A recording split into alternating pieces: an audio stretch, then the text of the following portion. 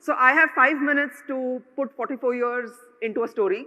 Let me see how best I can do that. And I was telling her, I make diseases disappear for a living. So like, that's it, that's just it, like just making diseases disappear. But my story today is not about diseases, it's really about how deciding to really love myself became the greatest revolution that I could ever participate in. And it's a story through pictures. I must thank my dad for contributing a lot to this pitch deck. I mean the slide set. Yeah, I'm raising my next round of funds, so pitch deck is everywhere. But I was suicidal, I was literally suicidal. I was about to take my own life a few years ago. From there, I've come to a point where I'm actually raising Series A at a 10 million valuation. We're looking at 3 million, and to me, that is a story I really want to tell, right? So this is me, the first 10 years of my life. I was planted on this planet with an obvious gift of being able to heal people. I think I failed first time as an entrepreneur when I was around 4 years old. We had a lot of eucalyptus trees growing where I lived, and I smelled them and I was like, this smells like Vicks Vapor Rub. So maybe I can make a Vicks factory out of this and like sell Vicks for 50 paise and I'll make a really big profit. So my idea lasted for a whole 2 minutes until that particular company crashed and burned. But for the first 10 years, I really was someone who understood nature, who understood the body. My mom was a nurse. She worked for free at an organization for 14 years. I saw what empathetic care really was all about. My dad was in the food industry. I saw how creative food could be and what you could do with like just imagination. And a seed of mixing food and healing was kind of, I think, planted then. That seed grew. I chose to do my master's in nutrition. I really, really loved the field. I really loved studying nutrition. I slept sometimes in class. But, you know, that seed kind of flourished and grew through the next few years. I went deep into nutrition, understanding what was really, what food did to the body. But while I was doing this, I was also raised in a very conventional, middle-class Maharashtrian household, where the narrative was that you study, you do very well academically, and then you get married, and you have children, you serve your in-laws, you take care of that little household. If you can have a career on the side, it's okay, as long as all of that is not getting compromised, right? So I had this dream of doing a PhD, and my dad was like, nahi, master's kar liya na, abhi settle ho jao. So that tree just grew about that much. And then the decay began. So I got married, and I went into all of that construct, right? Like, this is how life is meant to be. After my master's in nutrition, I looked for jobs. I did my master's from SNDT, one of the most premier nutrition institutions in India. And the jobs that were available were gym jobs. And I was like, what am I doing? Like, I studied something and I'm sitting here at the front desk and like, you know, madam, aaj aa rahe ho ki nahi workout ke liye? Like, this is not what I want to do. I did teach in college for a few years, but then after I got married and I moved, I realized that I had to go back to, like, nothing against those businesses, good for them, but I had to go back to places like VLCC where I wasn't really practicing nutrition. So I pivoted and I said, what else can I do with my life? I went to XLRI, I did HR, and I moved into HR from nutrition. And I worked with some very early stage startups at that time. I was Flipkart's first HR hire. So when Sachin and Binny and Mekin had just gotten funded by Axel is when I joined Flipkart. From Flipkart, I went to a few other startups. I really enjoyed that thing of, you know, scaling up a team and growing it. So this was happening, but the internal decay was happening because I was doing something that was really not aligned with my purpose. The marriage was sucking life out of me. We moved to Toronto and it just went bad from there because from a place where I was really connected to people, I had a community, I went to a place where I was isolated. My HR work experience in India did not really have any relevance there. I had to like restart and apply for basic level jobs. And I was like, what am I doing in life, right? Like I'm just following a man around the world and just trying to kind of make a living while I'm doing that. That's when I really hit rock bottom. This is This is like some documented rock bottom pictures. I didn't end my life, but I did end my long hair. I was really going through an existential crisis, like what am I doing, right? Because on one hand, I knew I had this potential, this immense ability to kind of do something big. I just knew that within me. And on the other hand, I was just ticking off all the boxes, like good wife, good mother, good daughter-in-law, good daughter, good friend, good employee. All the boxes were checked. But inside, I was absolutely empty. So I was living this completely picture-perfect life for the outside world, and I was dying inside. And there was that moment when I thought I'd end my life because I didn't want to live like this. I didn't want to live on this planet with unfulfilled potential. And that's when I really asked a question to, I don't know, God, creator, universe, whatever big thing that's there, asking, why did you create me? What was I made for? Because if I don't get the answer for that, I'm ending it, like contract over, job done, I'm leaving. And that is the moment where, I don't know, I think the word for it is courage. Like I can't describe that feeling in any other way.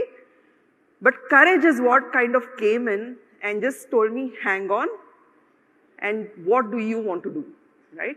So when I reached that point, I kind of went through this process of where am I? Because by this point, I had reached 97 kgs. I was clinically obese. I had an autoimmune condition called Hashimoto's despite my nutrition training. I was pre-diabetic. This picture doesn't have hair, but my hair had started graying. My skin was in a really bad place. I was broke. I had no money. And I was just basically living the life of a migrant wife. And I said, this is not it. Let me go back to my home country, which is what I identify with. So 2017, I left Toronto, came back to India. I thought people would be like, oh, yeah, Mugdha is back, let's welcome her back. My dad was like, no, go back to your husband. No one was there to support because in the kind of system I was raised, walking out of a marriage and asking for a divorce was something that was absolutely not okay.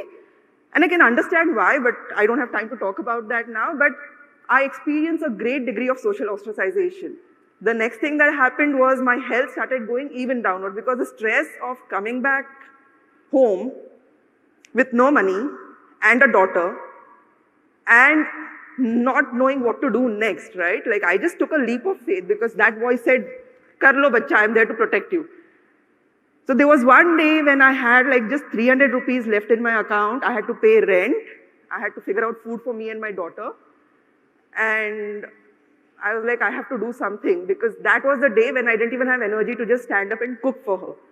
So I said, okay, the first thing I'm going to do is fix my health, right? Because without that energy, without my body, I don't really have anything else to do. And I started applying my own nutrition science on me. Nothing was working.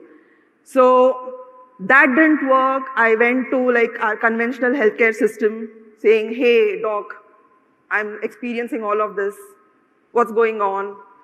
And they were like, no, your blood tests look normal. You're just making this up for attention. I'm like, yeah, thank you very much. So I went from one disillusionment to another. Like first was society's disillusionment that you'll live this life and you'll be happy. That didn't happen. Then I went to conventional healthcare system and they said, get your blood work done. I did it and they said everything is normal, but I knew that wasn't true. So I went on this deep process of trying to learn and I went back to what I knew I was really good at, which is learning and researching. And I discovered this field called functional medicine, which is all about understanding that every symptom your body showcases is a symptom of an underlying root cause. And if you can find that root cause, you can fix the symptom and you can reverse the disease. And where do you find these root causes? In blood tests, right? So it was very science-driven and I was so excited. I was like, wow, I found an answer. So I went very deep into it. I started studying that. I fixed my own health. I lost like 37 kgs in a year and I like just went through this entire process of rebirth. That's where I realized I'd actually cracked something really, really powerful. And then I went on this entire journey of trying to understand myself better. Did a lot of experiments from cleaning gutters to see if that satisfied my soul, to trying to climb the pyramids, washing elephants. being in Toronto in minus weather, in like nothing but Goa shorts and Goa clothes. While those experiments were very good, and I just had like 2 bags and I was just traveling for 2 years, what I realized was fulfilling my soul was the ability to heal other people. Because while I was changing my health, my Facebook profile pictures were changing, and people in my network were like, whatever you're doing for yourself, we want that too. So that's literally how I signed up my first clients, like 2,500 rupees a month or something. I was like, someone's trusting me with their blood test, let me see if I can figure out what I can do for them, right? So that's where the journey began. So these 2 years of what I call my rebirthing, where I was literally traveling over the planet, helping people online, is where I realized this is what my true purpose is. That I can make diseases disappear. I know it's a tall claim, but it's a real one. I have data to prove it. I can make diseases disappear in a way that can be taught to someone else. And this point, 2019, is when one of my clients who experienced his own healing, who I didn't know who he was, said that, you crazy woman, you seem to have this vision of wanting to heal the entire planet and creating a planet free of lifestyle diseases. Do you know you can't do that alone? I said, yeah, of course, but who's in a hurry? So he's like, if you are interested, I can come on board as an investor, you can create a company, and we can scale this up. So I was like, okay, and my only condition is you stop wandering around and you'll put your roots down in one place. So I told him, like, give me 2 days to think about it. And like now when I talk about startup events, right, people are like, you told an investor you wanted to wait for 2 days. Like, who does that? But I really wanted to be sure that I was doing this. So that's when the funding came in. We actually started a company. The team grew.